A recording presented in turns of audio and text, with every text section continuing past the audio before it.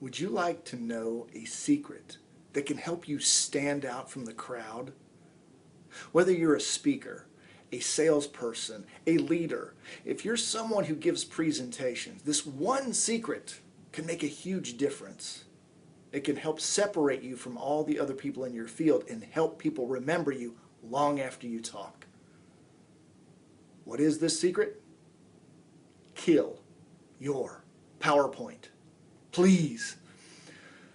Now, if you don't use PowerPoint, but you use Prezi or Keynote, it doesn't matter. If you're using some of this technology that helps you create all these fantastic graphics, please kill them. Hi, I'm Michael Davis of Speaking CPR. Why the big dramatic introduction? Because I'm tired of watching talented people who could accomplish so much more, lean on this tool, this visual medium, and kill their chances of being remembered, making an impact, and advancing their careers faster.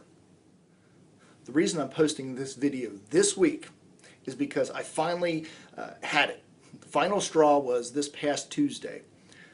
I was sitting in a meeting with one of the companies I've partnered with. It's a financial services firm here in town. And I was listening to a woman who was talking about her company, one of the largest money management firms in the world. They've got $100 billion under management. And this woman was so knowledgeable and so talented, and yet she was hiding behind a PowerPoint. Literally, the front of the room was darkened. I couldn't really see her.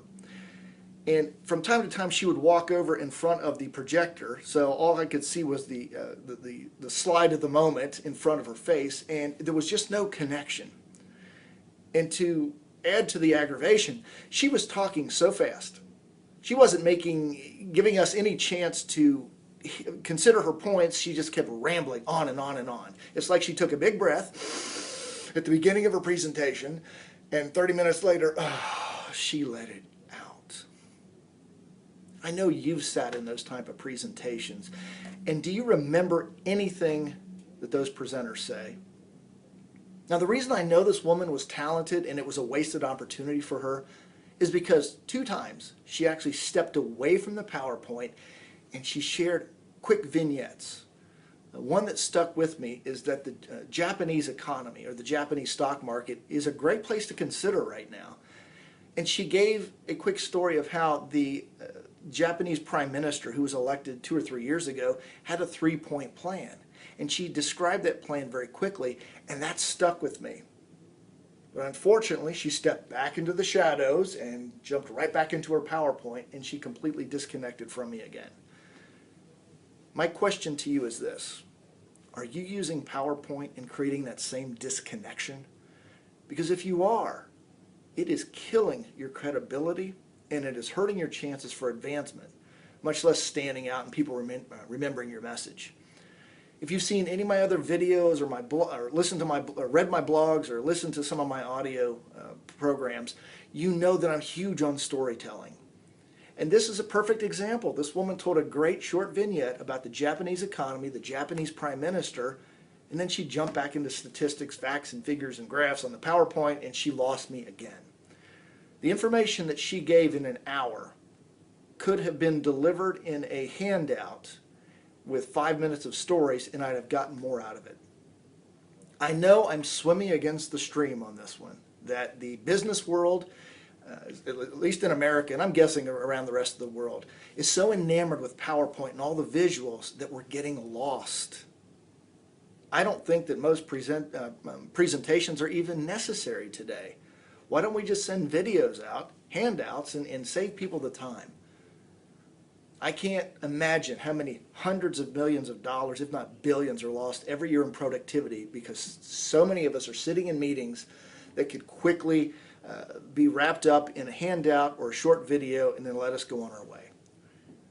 Now, I know there are some arguments that people make about why we should have PowerPoint. 4 quick ones are, number 1, it helps me keep organized. That's a crutch. You need to know your material. If you're going to ask people to take their valuable time to listen to you, it's up to you to know your material, to have it organized in your head. And there's nothing wrong with using 4x6 or 3x5 cards to keep them handy in case you forget.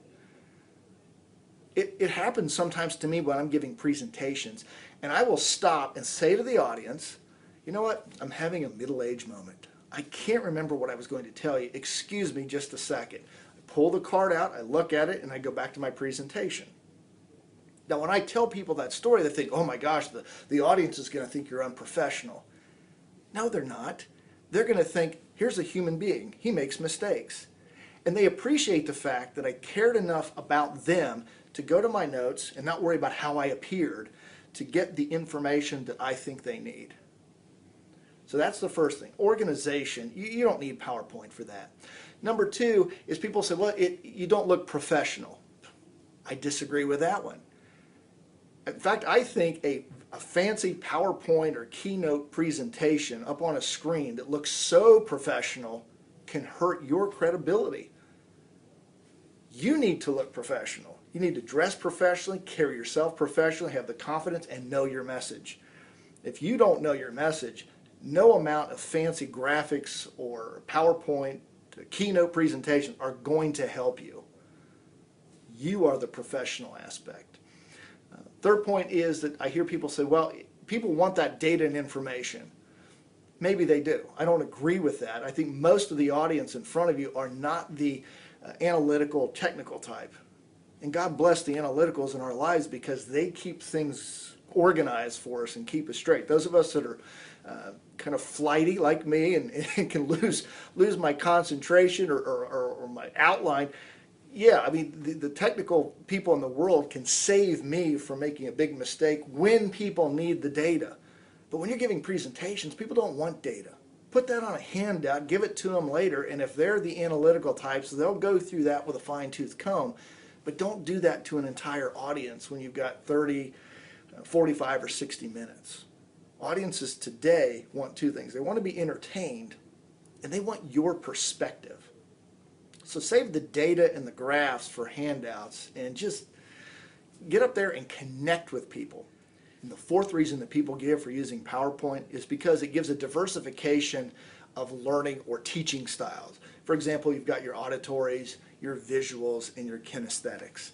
And they say that the PowerPoint ties into the visual learner. Again, I disagree with that completely.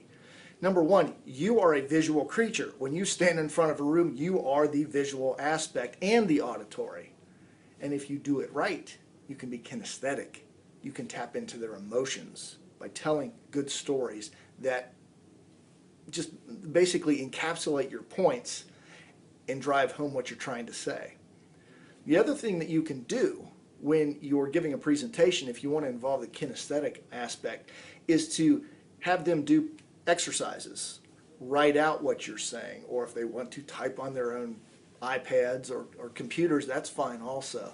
But you can get people involved, break them into small groups, have them engage in short discussions. That is the kinesthetic aspect. So you can engage people on every learning style without ever having to use PowerPoint. So that's my rant for the day. I'm just so frustrated by watching so many talented people who blow the opportunity to connect with their audience, sell their product, service, or idea because they're hiding behind this tool that has become so commonplace in the business world. I mean, think about all the jokes you hear about PowerPoint now. It's become cliche. And again, I know I'm fighting against most people, but I can tell you this. I have studied some of the best, highest paid speakers in the world. People like Les Brown, Brian Tracy, the late Keith Harrell, Steve Siebold. I mean, these are the highest paid speakers in the world. And they never use PowerPoint or any type of visual medium when they give their keynotes. It's them and the audience. And that's one of the reasons they're so highly paid, because they make a connection, they provide a unique perspective, and it's what people are looking for today. People, if they want information, they can Google it. If you're up there giving content in all your presentations, you're not standing out because you're competing with Google, and you can never win that fight because Google is available 24/7. We don't have that kind of energy. All right, in our next video, we'll talk about how to connect with your audience through the 6 emotions. Again, I appreciate the chance to vent a little bit, but it's not a vent just to get something off my chest. It's to help you stand out. Get away from the crutch of PowerPoint. Be yourself up there. Be organized. Tell stories that represent your points, and you'll find that people will ask you back to speak time and time again.